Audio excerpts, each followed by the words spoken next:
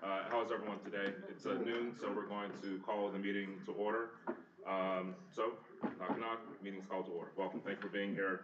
The first order of business, as always, is the Pledge of Allegiance. I'm going to ask Ray if you don't mind leading us in the pledge, please. Pledge allegiance to the flag of the United States of America, and to the republic for which it stands, one nation, under God, indivisible, with liberty and justice for all.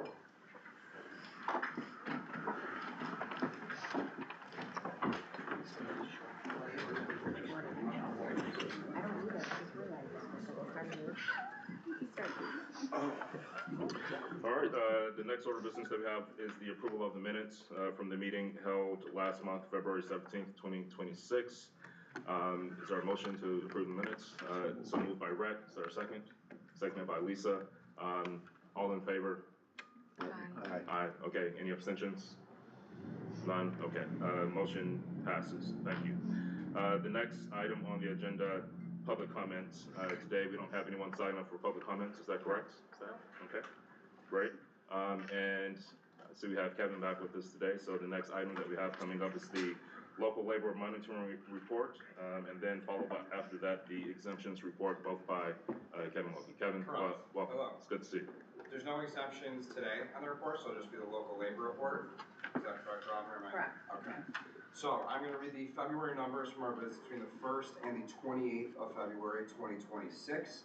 During this period, we made 48 monthly site visits. We had 4 follow-up visits during that period. Checked residency with 759 workers. We had 8 issues of non-compliance and 1 new COMIDA sign delivered to the Owner Industries LLC project. Any questions? I feel like I should ask you a question just because it's so short and sweet, man. Like it's never been, but I don't have any. For next time. Yeah, I'll put them in the bank, next time. Anyone else? Thank you, Kevin. Actually, Brian? Yeah, I had a quick question. 759 workers, is that 759 workers that you didn't check last month? In other words, that's 759 new workers, or do you just repeat the same visits and verify the same folks? I'm repeating the same visits. Okay. So, I mean, oftentimes you go to a job and you've seen the same individual for months and months. So in that case, we'll get head counts from the foremen to see if their head counts remain the same. We'll always ask the question, who new they've added. Yeah. And even regardless of that, we'll still do random spot checks. Some jobs we have to be a little bit more thorough on if we've had any issues with non-compliance in the past, where I'm going to check everyone anyways.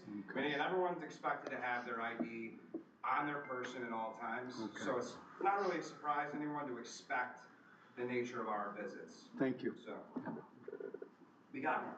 Any other questions? All right, you all have a great day then. Thank you very much. Thank you for joining us. Moving on, we have the financial report. I'm going to pass it over to our partner, Greg. Greg, would you mind walking us through the financials, please? Thank you. So financials through 2 months, February, you can see our cash balance has increased a little bit as we had to liquidate some of our investments for working capital needs. You'll see that our investment balance has gone down to support those initiatives. All of our other assets and liabilities are within budget expectations. You'll see our activity for the first 2 months, fee income. Did have a pretty, we had a decent closing in February that generated $75,000 of fee income. Overall, we're a little bit ahead of budget, but as you'll hear a common theme as we go throughout, I think this year is, we'll need to continue to look at ways to generate additional fee income as we look to support additional programs, mainly our workforce development fund. That is our largest expense, as you can see, $513,000 over the first 2 months. That is, again, hard to predict on where those expenses generally fall. We think, we know our anticipated spend this year is about $1.8 million in our workforce development fund. That is the most of that falls under our program and community development. So again, I think a little bit better than our budget, for the first 2 months, but again, a lot of that's timing. The 2 big needle movers there are our fee income, what happens with that through the remaining 10 months, and then if there's any more anticipated spend on workforce development.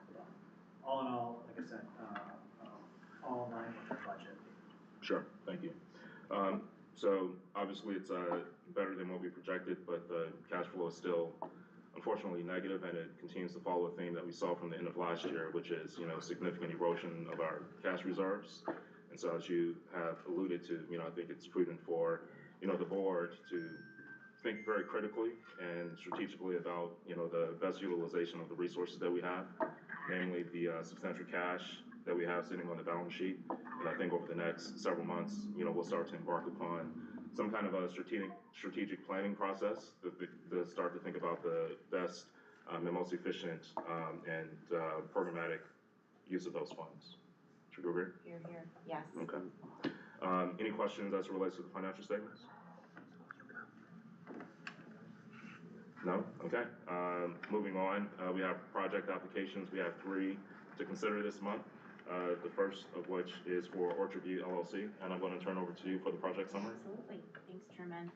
Orchard View LLC represents the latter 2 phases of a housing project in the town of Greece, a large senior housing project that was previously approved for benefits by this board. The next 2 phases of this project are slated to create 140 apartment units comprised of 132 one-bedroom units and 8 two-bedroom units, as well as 40 townhome units as well.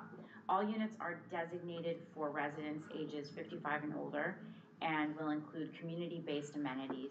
This is a $36.7 million project seeking a mortgage recording tax exemption, sales tax exemption, and the project qualifies for COMIDA's Premier Housing Plus Real Property Tax Abatement recommended in the recently approved and adopted housing study. The cost to benefit ratio is 9 to 1. Excellent. Thank you, Anna. And we have a representative here with us today. Carly, is that correct? Yes. Okay. Carly Tremetti, I believe. Yes. All right. Welcome. It's good to see you.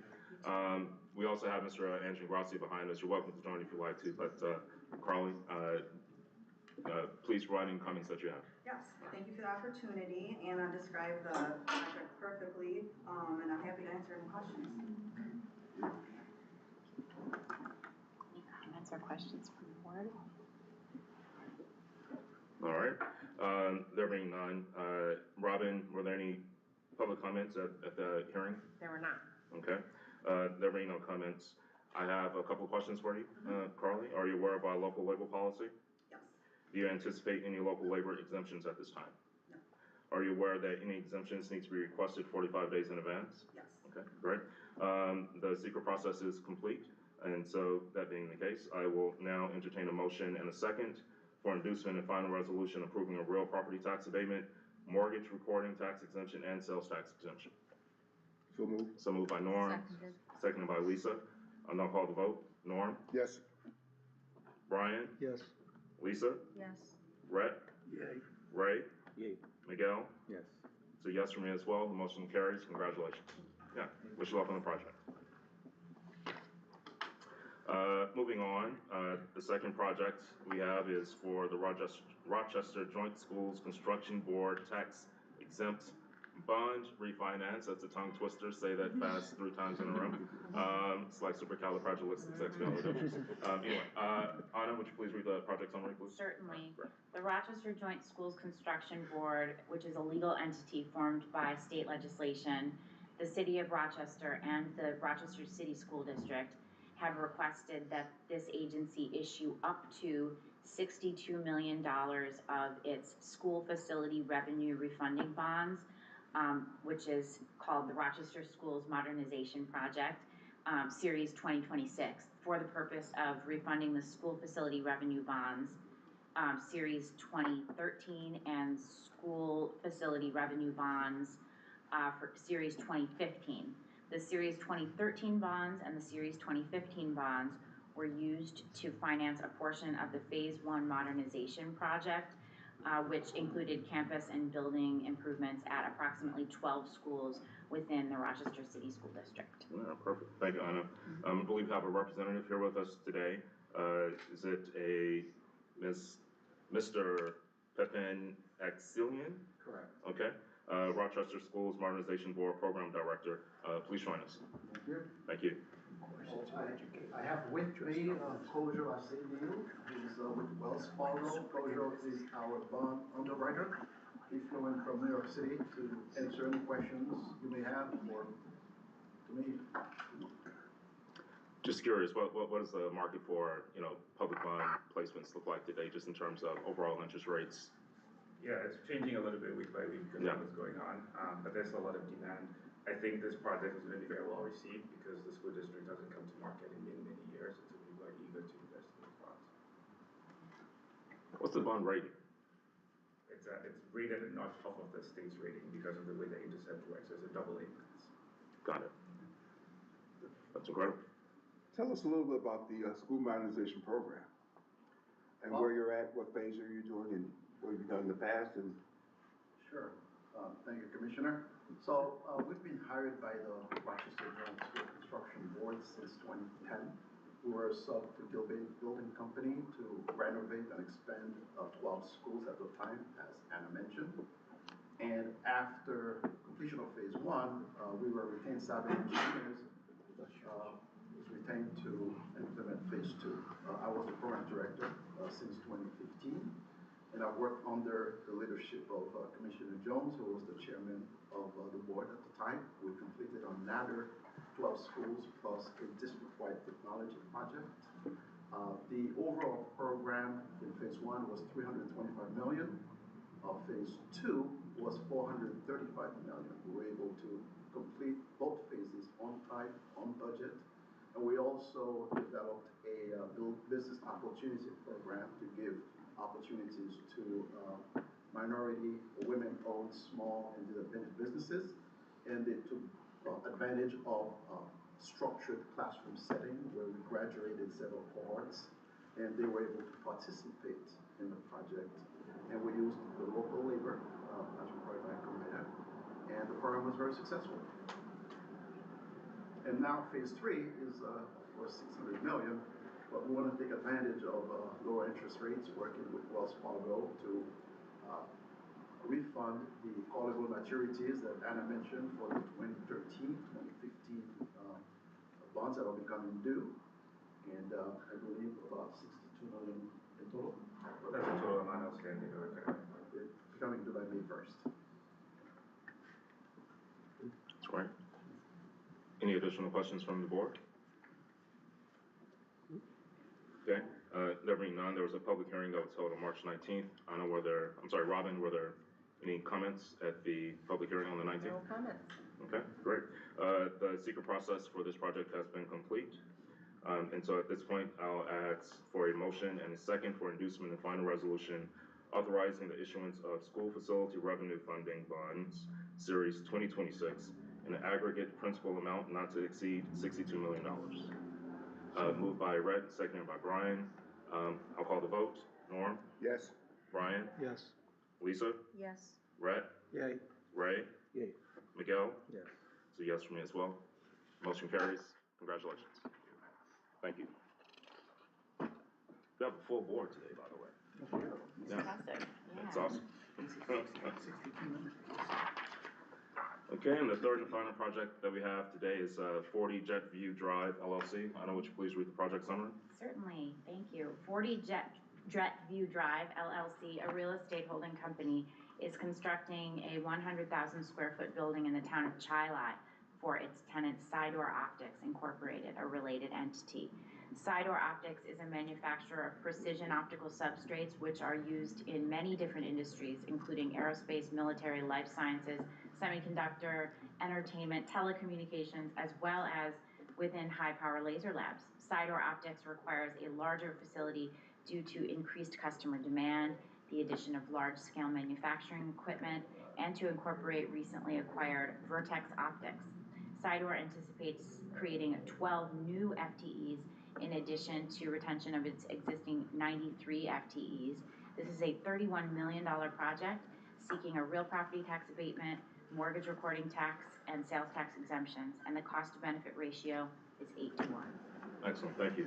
And I believe we have two representatives from Sidor with us today, Mr. Matt Sidor and Mr. Jonathan Sidor.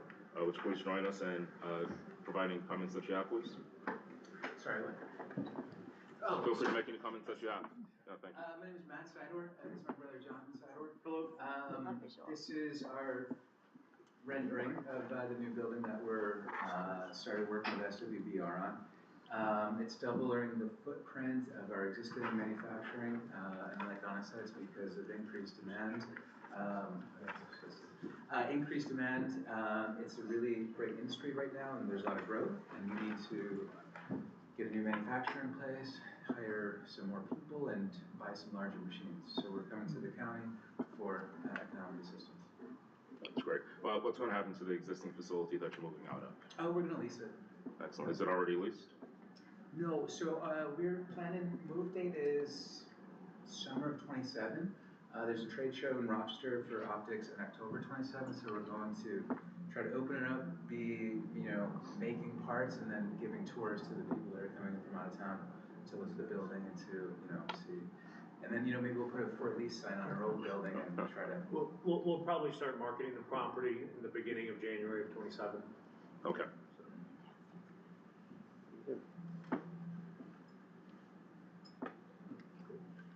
Keep expanding.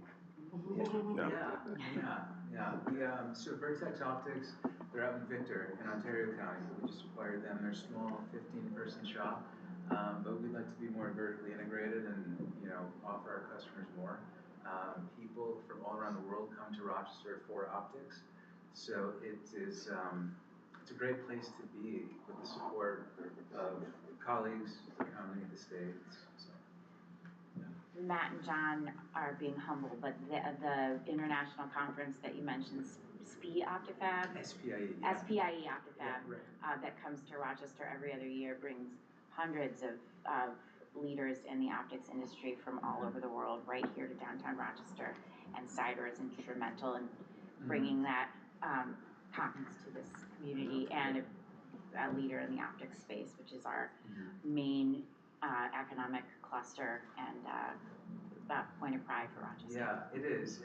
MCC, University of Rochester, and RIT are all great, academic institutions. And again, people from all around the world come to Rochester for, workforce and for people with a degree. There's not many places in the country that offer optics programs, so we're quite unique that we have 3 world-class, institutions. Mistake me if I'm incorrect, but locally founded? Yeah. And you've been here? Our grandfathers started the business in 1964. We're originally located on Blossom Road. My grandfather and father ran the business there. About 20 years ago, we acquired the new facility that we're currently in.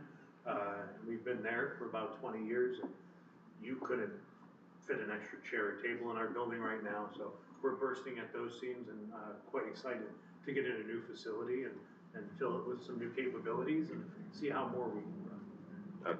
That's phenomenal. Sure, Howard? Yeah, I'm not sure how many people are listening, but this is probably a good time to remind people that just because there's a property tax abatement, they still pay property taxes. That's right. And they still expand the base. And this is a good way to encourage economic development, grow our base, increase jobs. I'm not sure how many people are listening, but sometimes people hear abatement and they think they'd still pay taxes. That's right. And I think it's also important. I thank you for providing the additional context about your history. I think it's important. Number one, I think, and I am comfortable speaking for the rest of the board, this is exactly the type of project that I think we are proud to support. Number one, it's a locally founded business, multi-generational business, and you continue to expand and support economic development and jobs creation in the region. And so, honestly, it's a shining star. And so we want to congratulate you for, continuing on, what your family has started and for, investing in Rochester and the greater, Monroe County region. So, thank you for all that you do. Yeah, appreciate it. Father grew up in the city, went to East High, the building was on Blossom. So anything to give back to the community, to the city, Kelly Carr, I think is going to do great things with the Rochester Riverside Convention Center coming in and just giving new facelift to, downtown, but, supporting local high schools, supporting, Monroe Community College. Rochester, I think, made Sidor Optics what it is today, so just trying to give back. Are you in East High School right now, doing their optics, the optic That, program? no, so Paul Conroe was the guy that started it. Yes. Do you know why he started it? The optics program? He had a student that was getting really bad grades. And then all of a sudden, I'm oversimplifying this, but he had really bad grades. And then, Paul's like, well, how come you got really bad grades? He's like, well, I can't see the board. So he moved him up to the front of the class, but he couldn't afford glasses to see the board. So then he started this optics program. And all the students then got hands-on learning on how to fabricate optics. And now, I don't know, it's probably in its 15th year, around there. Now, different types of optics. Right. That's ophthalmic. Right. We're more precision Right. optics, but similar enough that, yes, we're familiar with it. So I just wanted to talk about the linkages that your company has. And I know that Pepin's group did the actual optics work for Paul Conroe at East High School. Oh, cool. And also, there's a linkage with you using SWBR, because they receive funding from us to move into the Sibley's building. Mhm. So everything is connected. When you see these linkages and these connections going, it makes sense on everything that you're doing. So Yeah. I just like those, just to No, it's very good. connect all those dots. Yeah. It's so important. And East High School is a great school to go to. Yeah, no, it I is. think I went to school with your father. What's that? I think I went to school with your father. He graduated in '69. Jim Sidor. So, Oh, my brother went to school with your father. Oh, okay, yeah, that's funny. He's a little bit taller than Norm. You were the one with good grades or bad grades? I was always good. all right, do we have any additional questions for, the Siders at this moment? No? Okay. There being none, I just have a couple of questions for you, if you don't mind. Are you aware of our local label policy? Yes. Great. Do you anticipate any local labor exemptions at this time? No. Okay. Are you aware that any exemptions need to be requested 45 days in advance? Yes. Great. The secret process is complete, and so at this time I will entertain a motion and a second for inducement and final resolution approving the real property tax abatement, mortgage reporting tax exemption, and sales tax exemption. So moved. Moved by Brian, seconded by Rhett. I'll call the vote. Norm? Yes. Okay. Brian? Yes. Lisa? Yes. Rhett? Yay. Ray? Yay. Miguel? Yes. It's a yes for me as well. Congratulations. Motion carries. Thank you very much. Thank you. Thank you. Okay, moving on, now we have, project modifications. I believe we have 6 modifications on the agenda for today, is that correct? Yes. Okay. Yeah. And we are gonna try to move through these as quickly as we possibly can, in the interest of time. The first is 2851 Clover LLC. This is a pilot modification and increase. Would you like to give us a little bit of background on it, please? 2851 Clover LLC is constructing a new housing development in the town of Pittsburgh, designed around the desires of the town for workforce housing. This development will include 122 one-bedroom, 42 two-bedroom, and 12 three-bedroom apartments with rents ranging from $1,599 to $3,199 per month. This was previously approved for sales and mortgage recording tax exemptions in December of 2024, and the applicant is now seeking an increase in project costs of $6,919,000 and a real property tax abatement. The new sales tax exemption is not to exceed $1,884,320. The mortgage recording tax exemption is not to exceed $337,500, and the updated cost benefit ratio is 6-to-1 from the original 17-to-1, and it's in line also with the housing study adopted in 25. All right, excellent, thank you. We have a project representative with us, Mr. Anthony Daniele. Yes. Welcome. You have your brother Daniel with you as well. Would you like to join, or? I'm just his handler. Okay, all right, no problem. Better he not. Please, floor is yours. Just real quick, I know you have a lot on your agenda, but thank you for having us back, and we're excited about this project in Pittsburgh. And I won't go into great details, 171 units, but we have faced some increased costs, almost $7 million in increased costs, primarily due to just increase in general construction costs, in addition to some additional requests from the town relative to some public infrastructure, sidewalks, stormwater that are off our site, but critical to our project, and certainly we benefit from those in addition to the community benefiting from those increases. So we are here today asking for some additional help from COMIDA, and I'd like to compliment the staff and for doing a great job helping us guide us through this process, so thank you. I'm happy to entertain any questions. They do a wonderful job. At this point, is there a motion and a second to approve an increase in project costs and real property tax abatement? So moved by Brian, seconded by Rhett. Any comments or commentary? Any discussion? No? All in favor? Any abstentions? Motion carries. Thank you very much. The second project is Jay's Acquisitions. This is also a pilot modification. Would you please give us a little background on the project, please? Jay's Acquisitions 2 LLC is reconstructing and redeveloping the Triangle Building in the city of Rochester. The ground floor is occupied by the Colgate Rochester Crozier Divinity School, and the remaining space includes 36 residential apartments. These consist of 8 studio, 20 one-bedroom, and 8 two-bedroom apartments. 7 of the units are to be designated as affordable for individuals earning an average 60% of area median income. Jay's Acquisitions plans to create 1 FTE over the next 3 years as part of the project, which is $9.2 million, and originally approved for shelter rent abatement, mortgage recording tax exemptions, and sales tax exemptions in July of 2023. An extension of the sales tax exemption and increase of mortgage recording tax exemption were both approved in November 2025, and this applicant is now seeking approval of a Premier Housing Plus real property tax abatement, which was recommended in the recently adopted housing study. A new public hearing was held on March 19th, 2026, and the updated cost-to-benefit ratio is 3-to-1 from the original 14-to-1. Excellent. Thank you, Anna. I believe we have a representative with us today, Mr. Angelo Ingrassi. Again, Carly, please, welcome. So originally we went for the shelter pilot. That was due to we were renting to students, Eastern School of Music, and we didn't anticipate that only graduate students were allowed to live off campus, so it really limited our pool on who we were able to rent to. So, and our rents do fall within the affordable aspect, so this pilot fits much better with us. Sure. There was a public hearing that was held on March 19th. Robin, were there any comments? No comments. Okay.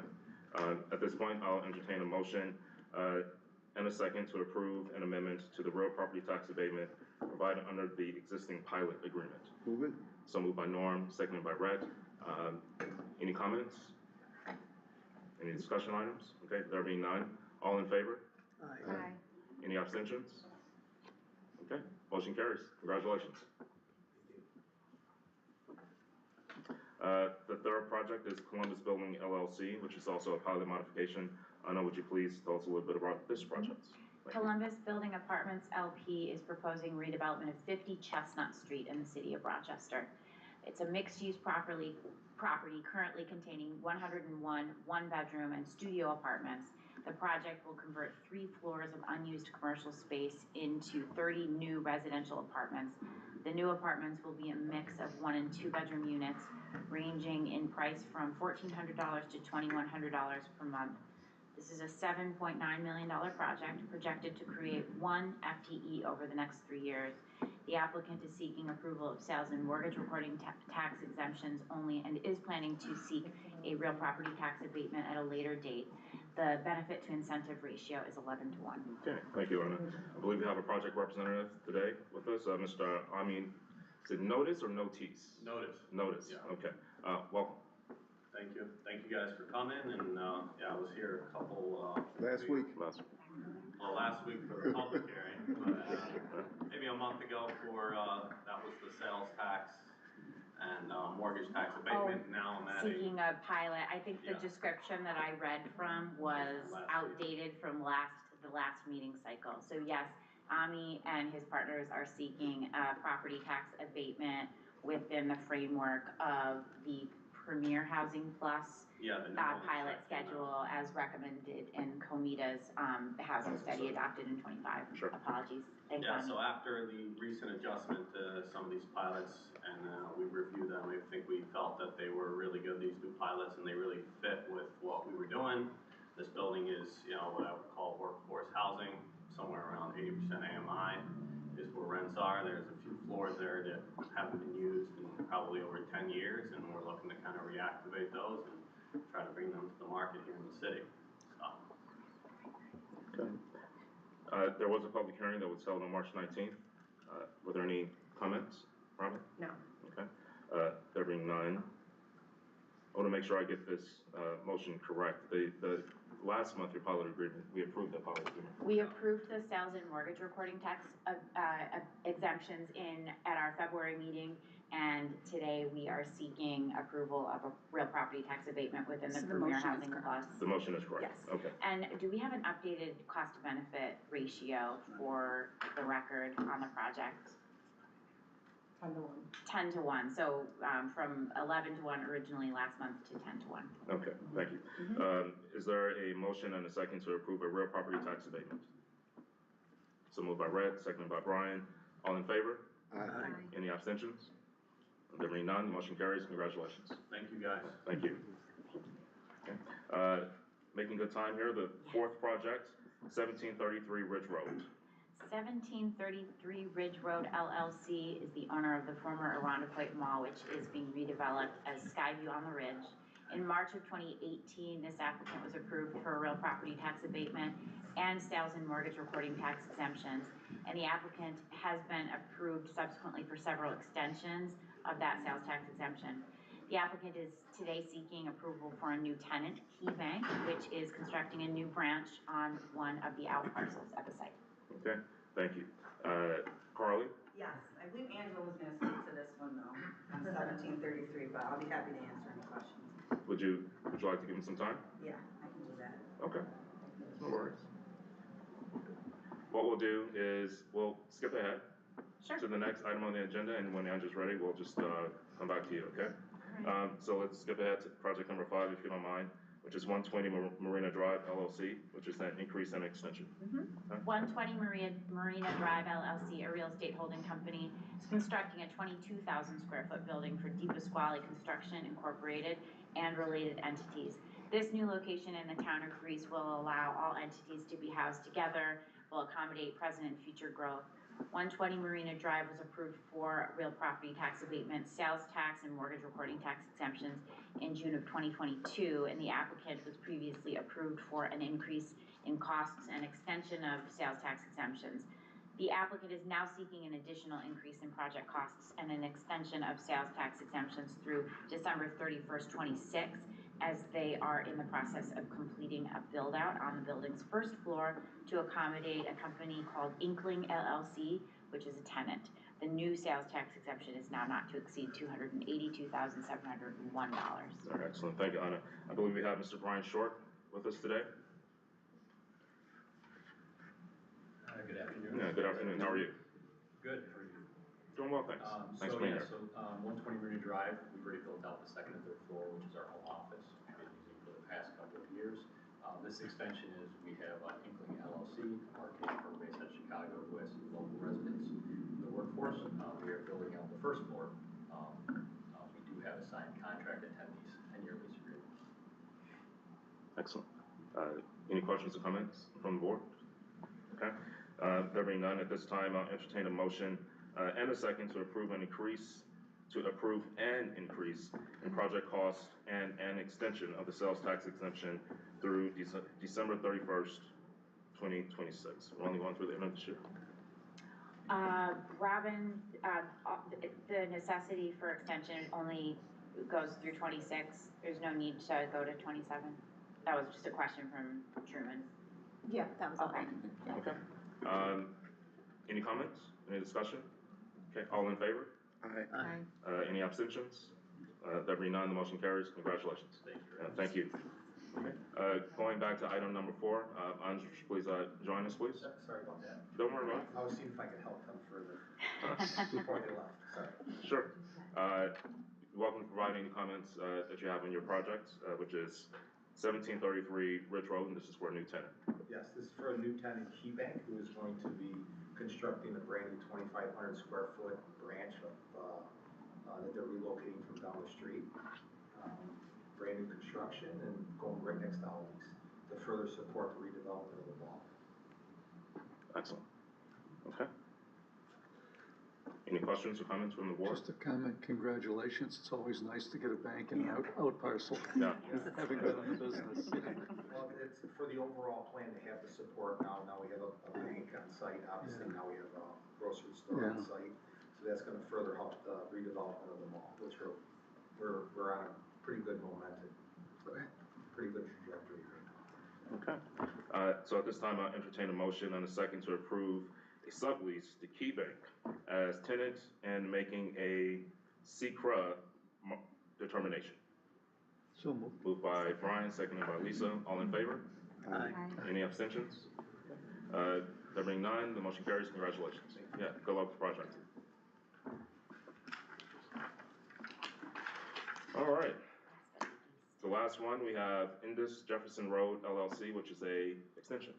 Anna, turn it over to you. Indus Hospitality Group Incorporated is constructing a 48,000 square foot Wood Springs by Choice Hotels in the town of Henrietta. This is a unique offering to the county's hospitality landscape. The hotel caters to demand for higher quality accommodations arising from area tourism and events. Hotel has partnerships with RIT and MCC's hospitality management programs and provides students there with hands-on experience in the hospitality industry. The applicant today is requesting an extension of the sales tax exemptions as construction is expected to continue into 2027. Okay, perfect. I don't believe we have a representative from Indus with us today. So is there a motion and a second to approve an extension of the sales tax exemption through December 31st, 2027? Moved by Brett. Seconded by Ray. All in favor? Aye. Any abstentions? Okay, there being none, the motion carries. Okay, excellent. That's all for project modifications. Before we move on, I just would like to acknowledge the developers that we have in the room today. The Daniellis, Mr. Ingracia, and also Indus Hospitality Group. I'm in the real estate business myself. It's a very challenging environment today. Interest rates continue to, be, from a historical standpoint, not really high, but certainly from a recent past standpoint, they're elevated. Cost of construction continues to rise, and it's a challenging environment to make projects work. So we just want to acknowledge the hard work that you do to continue economic development and moving our county and city forward. So thank you for all the hard work that you do. We're happy to support your projects. Just one quick question. Sure. Where that hotel is being built, there's some action I've noticed at the old Sutherland building. Do we know what's happening there? We had given them. There is something taking place there, and I saw a I lot of don't cars know in that front of we've that been building, and it looked like engaged. something was going on. I'm not sure. I'm Ron, just do you curious. know if we've been pulled into anything We there? had approved a project that was supposed to go in that building. We understand they no longer are, but they haven't selected a new location, so I'm not sure We what don't the know. activity I'm is. just wondering. All right, so It's a prime location, so Yeah. certainly Yeah. attractive to a potential tenant. We'll look into it. Okay. Any other questions or comments before we move on? Okay. Thank you, Howard.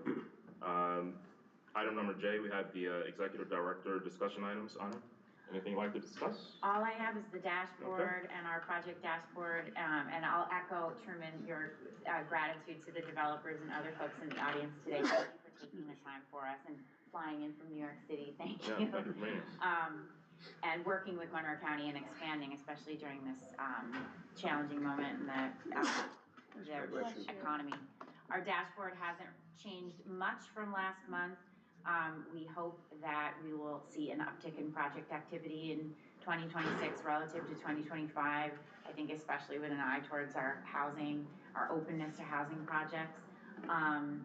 And I would welcome any questions. We also, pivoting further on into the agenda, we'll be doing our annual meeting. I'll run through a couple of slides looking back at 2025 and want to underscore Truman's points earlier about being strategic, developing some strategic planning and forethought around how we're allocating our resources, and that pertains to the Workforce Development Fund as well as some of the other work that we're doing.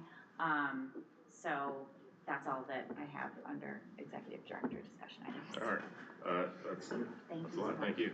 Thank you. Thank you for being here. Okay, any questions for Anna? No? Okay. Chair discussion items.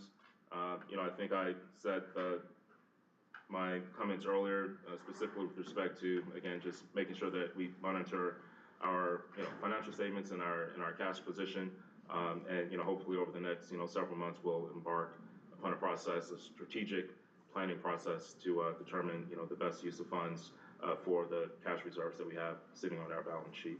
I do, believe that we are fiduciaries and these are public funds, and so it's incumbent upon us to make sure that, COMIDA remains solvent, not just over the next 12 months, but certainly over the next, 60 months to the next 10 years. And so from that standpoint, I think it's important that we undertake this process to make sure that we're using these resources correctly. Okay, great timing. Yeah, all right. Moving on, we have annual organization matters. Item L, the audit committee report.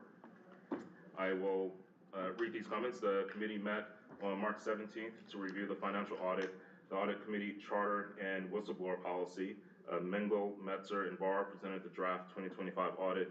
The audit was unmodified, which is what we always look for, with no significant deficiencies or material weaknesses. The committee reviewed its charter and the whistleblower policy.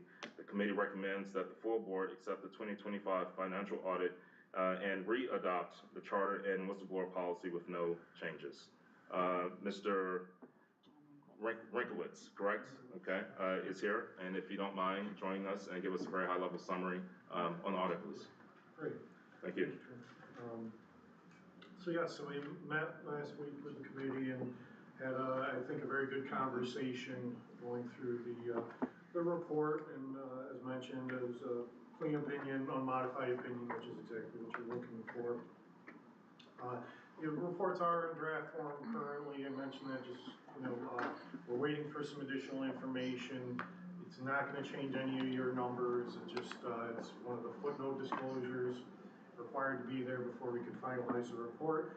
And we're just waiting for some information to come in from some of the projects that need to report back to you on your bonds. But as soon as that happens, we'll finalize the report. We talked about the financial condition of the the IDA, and just took a quick look. The FAST grant project is ongoing, and that's really kind of a pass-through, but it's a large dollar amount that kind of flies through your balance sheet. It's an in and out, but the state has advance funded a whole lot of money, so you'll see a big liability on the books for $9 million that's waiting to be distributed. The assets that were previously held for sale, some land that you had is finally sold, so that's good. Got rid of the remaining 50 acres that have been acquired from the county, so that happened this year. On the income statement side, when you're looking at your project fees, they're down a little bit. It's a relatively low year. Last year, on the other hand, was an extremely good year, right? You had one project that closed for multiple millions of dollars. So this year is down from that. Your project or program development expenses were also down. So last year you had some additional programs or projects that you entered into, was down, but still not low enough that when we look at your bottom line, your net position decreased by about $1.6 million. Okay, so it is something to monitor. Your net position is $17 million, so you're still in good financial condition. And that did spur a good conversation about how you monitor your projects and make decisions on what to fund or not to fund. And so we know you're continuing to monitor those things and pay attention to it. But again, you ended in good financial condition still, even though you did have an increase in the net position. Again, we no findings or recommendations regarding the internal controls. So very positive. Thank you. So I think we all know the numbers. I actually have a question about your process. How did you find engagement and collaboration working with staff and with our financial partner, Bonadio, in preparation of the audit? Mm-hmm. So they've always done a very good job of getting us in and meeting. Your timeline of getting things turned around can be pretty quick because the ABO needs their reports and we've got to get through our meetings and everything. So we we've gotta get the books closed, and then we've gotta come in, do our thing, and get everything turned around. And they've always done a very good job of responding to all of our requests, both teams here at COMIDA and with the Bond and Deal Group, getting us the documentation we need, timely answering our questions, and we always have a lot of questions. We always, I always have a lot of follow-up. I always joke, we would say we're all set when we're leaving the field, but we reserve the right to request more things, and they're always very responsive and do a great job of getting things turned around. I suspected that would be the answer, but, I think it's incumbent upon us to shine a light on the fact that we have a phenomenal staff. And they really keep the wheels in motion here, so to speak. And so, whenever we can highlight the phenomenal work that they do, I think that's important. So thank you for those comments. Any additional questions? Okay. There being none, is there a motion to accept the 2025 financial audit as presented, pending the final bond report? So moved by Miguel, seconded by Rhett. All in favor? Aye. Okay. Any abstentions? Okay. There being none, motion carries. Thank you. Thank you. Moving on, we have the financial committee report. The committee met on March 17th to review the fee schedule, finance committee charter, and investment and deposit policy. The committee recommends the full board adopt the fee schedule, its charter, and the investment and deposit policy, and recommends that the full board readopt each. And they're buried down here when we do all those other motions. Okay.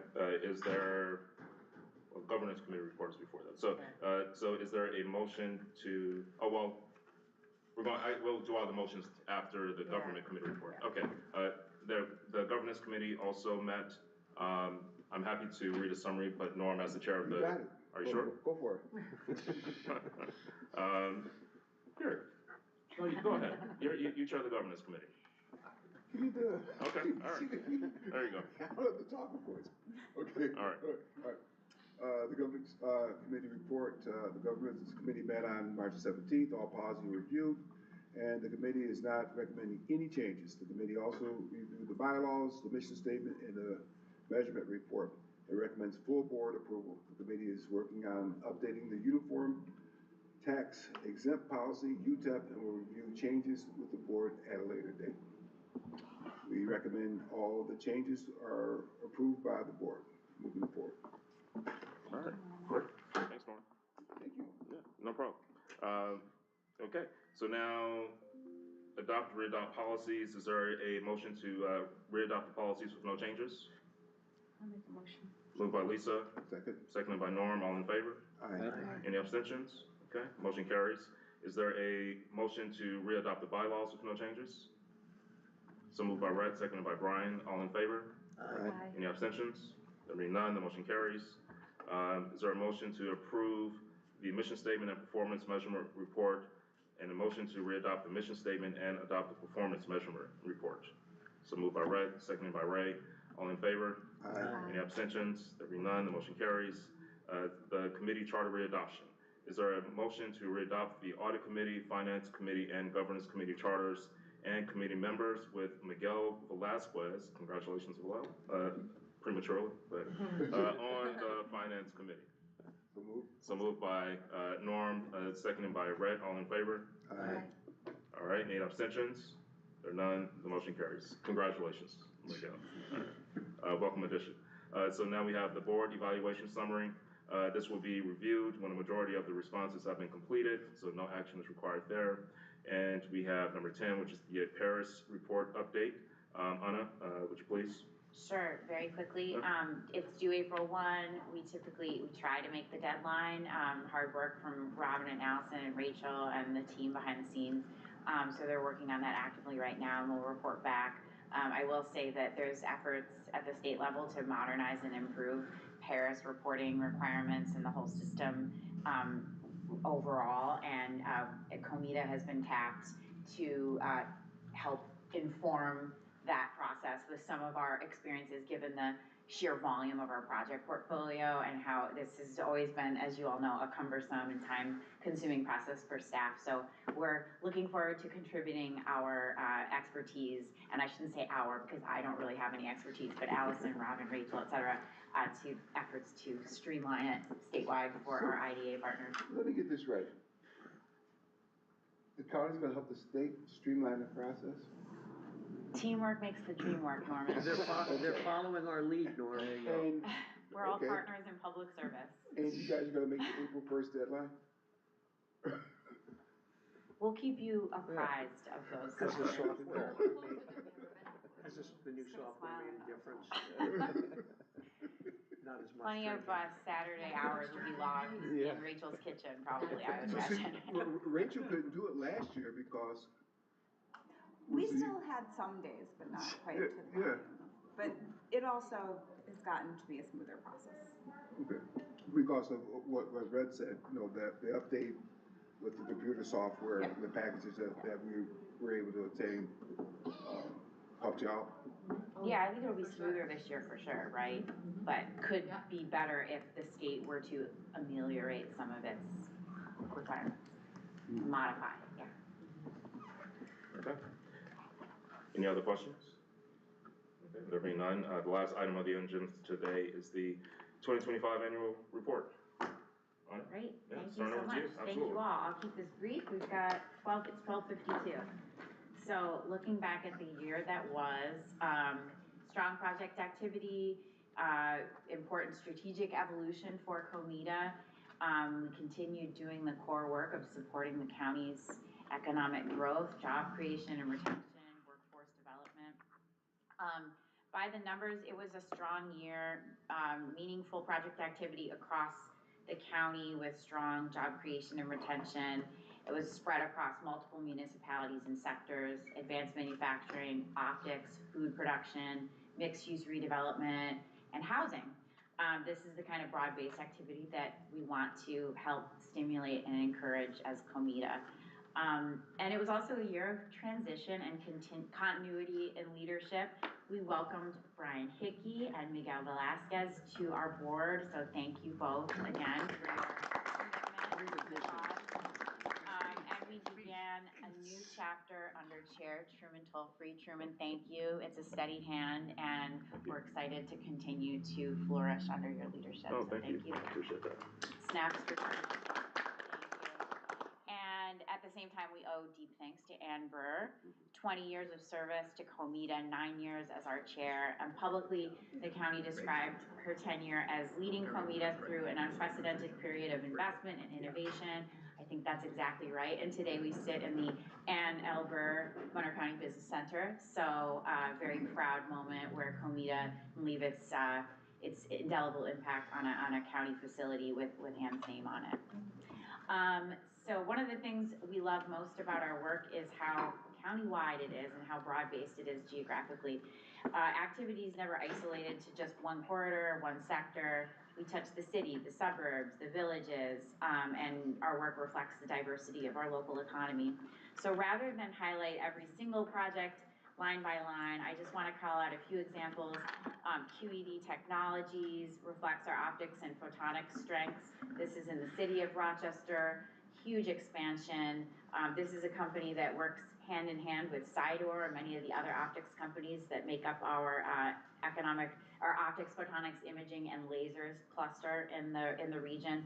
Precision tool and manufacturing in the advanced manufacturing space, in Gates, building on a new addition. McAlpin Industries is showing momentum in advanced manufacturing. This one's in Webster. Cascade District, economic development and housing go hand in hand. This is a perfect example. And this is a project that is kind of a hop, skip, and a jump down the street here from where we sit. We'll be bringing some new housing units online and hopefully some new and refreshed economic activity to the central business district. Love Beats is a food and beverage manufacturing project, and headquarter ownership group is out of the UK, and they have really flourished in Rochester. They're in the town of Greece and source their products. The beets are grown regionally, so in this local area, and also looking into western, central, and northern New York. And they're delicious if you like beets, and very good heart health. So you can buy them at Wegmans and at Costco. So another great project. And one of the project principals here at Love Beets, who's from the Seattle area, She relocated here for this job, and she's now agreed to join the Monroe County Agricultural and Farmland Protection Board as a representative at the intersection of industry and agriculture. So I thought that was an interesting kind of cross-pollination synergy of our work and the public service of the county.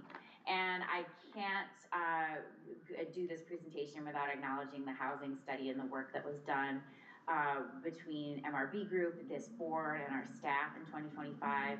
Probably one of the most important things that we did last year, gave us a much clearer picture roadmap of what the market is telling us, and it represented a watershed moment for COMIDA where we really looked at the data, worked with professionals and experts to help us to guide our hands in setting policy to meet the moment. So study found 2024 median sale price of $251,000, which was up 48% since 2020. And the market only producing 0.6 months worth of inventory, so that's less than a month. I'm sure Lisa can attest that those numbers have gotten more dire since 24 and 25. The study found nearly half of renters in Monroe County are cost burdened, and about a quarter spend more than half of their income on rent. The threshold really should be no more than 30% of your income. And at the same time, it's impossible to build a new home below about $350,000. And again, I'm sure that number has grown. I don't even know where you Yeah. got that for $350,000. Without a subsidy, even though strongest demand is in the $120,000 to $260,000 range. So that's the missing middle situation that we're facing. The study gave us a policy path forward, recommended more clearly defining housing types that COMIDA should support, refining our pilot schedules, and this is why our discussion about updating the UTEP in 2026 is important. It's not abstract, it's a direct response to data and evidence. And it's not just a study sitting on a shelf, it's a living, breathing document, as Norm has pointed out. Our pipeline's already active. The portfolio includes projects like Vistas at Highland, Clinton Square, ESIV, Orchard View, and Pittsburgh Oaks, which are on our agenda today, and the Triangle Building. And staff's in talks with several developers and stakeholders in the housing space about other project opportunities. And in tandem with this, the county stood up a land bank corporation in 2025, 2024 into 2025, to complement the longstanding good work of the city's land bank. And now both the city and the county's land banks are under contract with Cook Properties to build homes for first-time home buyers on blighted parcels, residential parcels countywide. So really doing the work across a broad array of examples. And so that's housing, more to come there.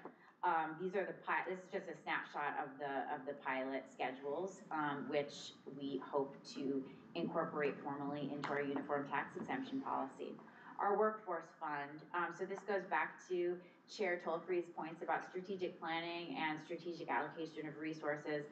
We're really proud of the work that we've done since COMIDA modernization was announced in 2022. The workforce fund is one of the clearest expressions of COMIDA's impact in the community. There was an immediate $2.5 million investment in the workforce fund, and since then, the fund's supported over $8.4 million worth of investments in a wide range of programs spanning healthcare, skilled trades, manufacturing, entrepreneurship, childcare, CDL training, and recovery to work pathways. And these cover a total of 15 different public-facing organizations, such as MCC, BOCES, YAMTEP, Unicon, Ibero, Rochester Works, and 1199 SEIU Healthcare Workers Union. And pretty soon we'll have a comprehensive report to share with this board and with the public about the workforce fund's performance and impact. So I just want to thank all of you and the staff and our community partners for openness to this really innovative concept and commitment to making it a success. I think we're really setting the bar for other IDAs statewide insofar as like we're taking our project fee revenues and reinvesting some of them in programs that are helping move the needle on upskilling our workforce. And here are just a few examples, and I think we can share the slides with you as a follow-up, because I'm not sure if these are on onboard, but these are just, this is a highlight of all of the various programs that we've touched. Here on this slide, I want to draw focus on how COMIDA has evolved further to leverage our unique powers and capabilities as a public authority to transform economic development projects requiring big investment in heavy-duty infrastructure improvements. Since 24 and through 2025, we've become really active in bringing outside grant dollars from the state, and we've attempted at the federal level. We'll continue to try to attempt that, but state grant dollars to Monroe County to further projects that otherwise might not have happened. Through ESD, the Fast New York grant program, support for Tibor Road helped strengthen the Webster site that attracted Fairlife. We hope to continue to hear good news about Fairlife in 2026 and beyond as the plant comes online and hopefully grows. It was a huge investment and actually made COMIDA the very first Fast New York grant recipient in the state. And the governor's office and ESD keep looking at COMIDA and Rochester as the beacon of success and the example to set for our partners statewide as to how the Fast New York grant program can best be leveraged for other projects. And the state keeps investing in these grant programs. There have been additional Fast New York investments and new funding in the 26 budget for the state for the Power Up New York Shovel Ready Site Grant Program. Power Up, staff is actively engaged with project owners at least 2 project sites to hopefully bring some game-changing power infrastructure to developable facilities and sites and attract new industrial development, job creation. So stay tuned for that. We'll be looking to this board for your input as those projects move ahead. And locally too, looking back, Henrietta substation work with RG&E and the town of Henrietta that was made possible by COMIDA's involvement is ongoing and I think almost coming to a conclusion. Also rail modernization improvements at Eastman Business Park underway with some state grant dollars, again, not possible without COMIDA. And of course, without your input and involvement and approvals, none of this could have materialized. So we'll keep that moving in 26 and 27 and beyond. And just looking ahead, job is clear to stay focused on modernization and kind of take that modernization that was kicked off in 2022 and enter a new phase with some strategic planning. We want to deploy our tools and resources, our significant resources and significant powers and capabilities more strategically. We want to update our policies formally to reflect the housing market realities and other economic realities that will entail a long overdue UTEP update. And perhaps again, to underscore our chair's comments about strategic planning, perhaps we'll want to engage with some third-party outside professionals to look at data, help us look at our books and more judiciously optimize the allocation of our resources moving forward, not just for the next 12 months, but for the next 12 years. And also too, we want to make sure that our public-facing work matches the sophistication of the work that we are doing behind the scenes every single day and the impact that we are having on this community. So we're working on a website refresh, stay tuned for that. And we look forward to sharing a public and board-facing document that kind of runs through the impact of our Workforce Development Fund. So it's not just about doing more deals. We're not a business, we're a public authority. We exist to level the playing field and make Monroe County and Greater Rochester a more competitive economy, a place where businesses can succeed, a place where the workforce has opportunities to grow and level up in their career paths. So the work continues. Challenges are unique this year relative to those dynamics that existed in 2025 and 2024. We were all here for COVID as well. So it's a roller coaster ride, but we're here and we're steady hands, right? So on the subject of steady hands, I want to tip my hat and thank staff, specifically Robin Finnerty, Allison Clark, Connor Martin, Chad Weber, Amy Sepulveda's not in the room, Lindsay Frank, Sharon Ramirez, Beverly Payne, who helps us with our lunch every time we have a meeting, And the Apex team, who is technically COMIDA employees, has a broad impact on this community and beyond. And of course, our MCIDC team and board, so much of that work aligns and complements the work of COMIDA. Rachel and Greg, you guys are the secret sauce that makes us successful. And our whole board, thank you heartily and sincerely for, this is a volunteer board, and all we can do is give you sandwiches and parking validation, so thank you for your commitment, and you're not just here to rubber stamp projects, you're here with subject matter expertise across a whole array of industries, real estate, finance, electricity, and local labor, housing development, and our transit, Commissioner Jones, long tenure with the city. Thank you so much. We appreciate all of you so much. And with that, I would like to open it up to your comments, questions, and gripes, if you have any. We appreciate you. That's right. Thank you. Oh, thank you. Thank you, sir. Appreciate it. You are the face of the organization, and you take all the grief when there's grief. And sometimes when there's a little bit of grief. No, you take it and you deal with it well, and you answer the tough questions. But as you can see, you move the organization forward, and you're doing a great job. I know sometimes I ask a lot of tough questions. That's all right. But it only makes you, I think, makes you better, and you're just great. And I think you need to take this on the road and let people know exactly what you're doing. We're working on that with our friends in the county legislature, I think. I mean, yeah. I don't know about I don't think those guys appreciate it. But, no, I'm just Howard does. I was joking, Howard. I think you appreciate it. But really, you guys do a great job. And I think you really have to let people know all the great things that's going through the staff here and what your leadership does here. Thank you.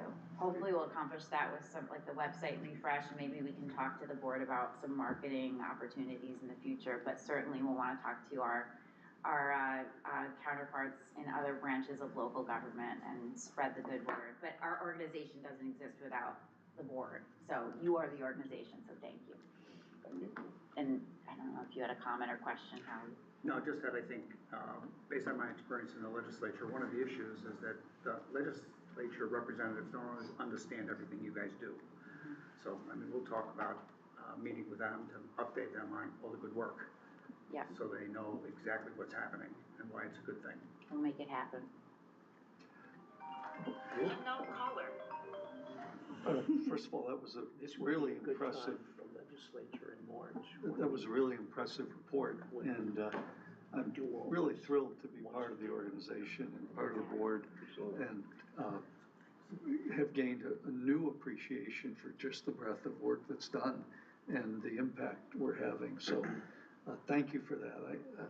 And thanks for having me. I appreciate that. Thank you. We appreciate you. I did have one question. You sort of glossed over the hundreds of new units on the housing on that slide. And I was wondering if we're set up to sort of monitor. I mean, we've seen a few people sort of rush in. It's a little early with our new housing approach with modifications to existing developments. Do we have an indication of do we know what our pipeline was coming into 2025 relative to our pipeline to 2026? And do we have a mechanism set up to sort of keep track of pipeline activity? And also, along those lines with the website refresh and things like that, is there a sense that we should be more proactive in marketing our capabilities? I'm sure there's $0 in a marketing budget, but a more active interaction with the local press, if there's any local press left. And maybe this is more of a strategic discussion, but just some things I was curious about, because I'm excited, and I want other people to be excited rather than me at cocktail parties. Brian, I think you're looking at the marketing department. Our Chief Marketing Officer, Brian Hickey. No, I'm kidding. Well, okay.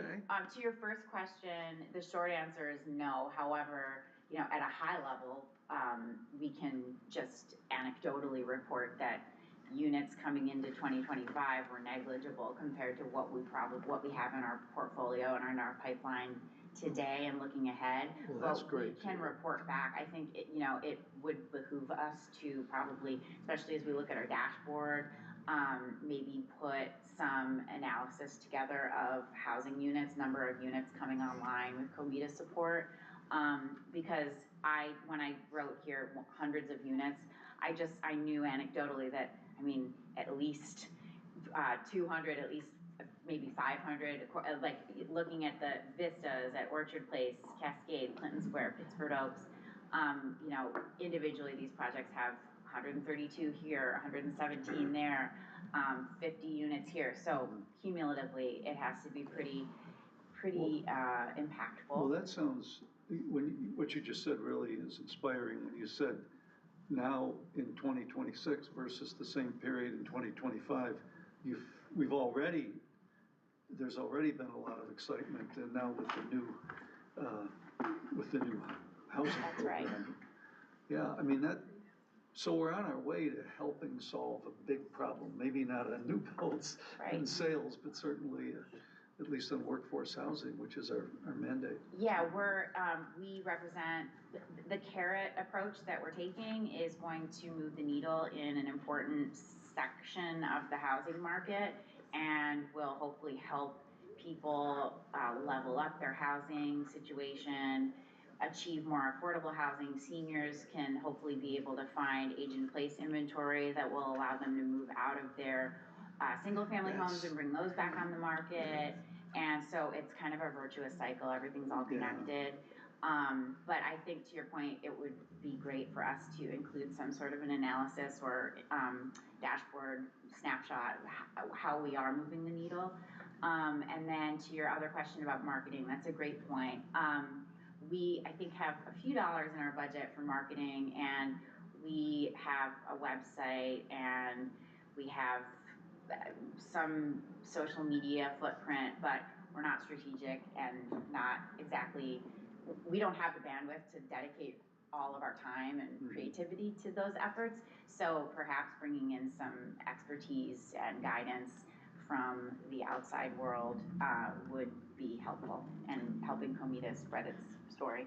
Well, we collaborate with organizations like Rock 2025, right, and other economic development, organizations in Monroe County and the city, whose stated purpose is really to market, right, the attractiveness of the region for attracting businesses and business retention. And so maybe we just lean into those relationships a little bit more, to collaborate a little bit more and to really put our capabilities out there. I'm a strong believer in systematic advantage, and so you allow people to do what they do best. And so if they do a phenomenal job at marketing, we should be able to rely on them maybe a little bit more. That's a great suggestion. I've had it on my to-do list to kind of reach out to GRE and One Rock to talk a little bit more about, because they're both working with Dixon Schwabel on spreading the message of the work that they're doing. How can we tap into that a little bit more proactively? But great point. Excellent. Any additional items? So moved. All right. The next meeting is April 21st, 2026 at 12 p.m. Same time, same place. That being the case, is there a motion to adjourn? So moved by Brett, seconded by Brian. All in favor? Aye. Any abstentions? All right, meeting adjourned. Are we offline? Hold on.